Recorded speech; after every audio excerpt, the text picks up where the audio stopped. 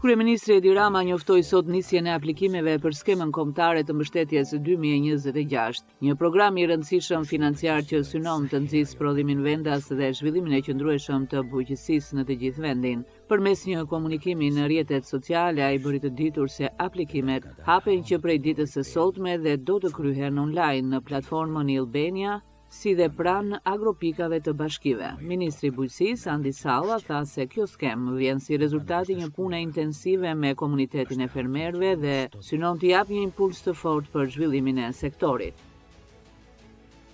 Së bashku krijuam skemën kombëtare. Është koha që të aplikoni për 12 masat mbështetëse. Me 25 maj hapim thirrjen kombëtare. Apliko. Skema e re përfshin 12 masa mbështetëse, prej të cilave 9 masa direkte dhe 3 masa investimi, të hartuara pas konsultimeve me fermerë nga çdo rajon i vendit. Me një fond total prej 5.2 miliard lekësh, ajo synon të rrisë përfshirjen e fermave të vogla, duke ulur pragjet minimale të përfitimit dhe duke ofruar mbështetje më të lartë financiare. Toka flet me ata që din të dëgjojnë. Ne dëgjojmë ata që punojnë tokë.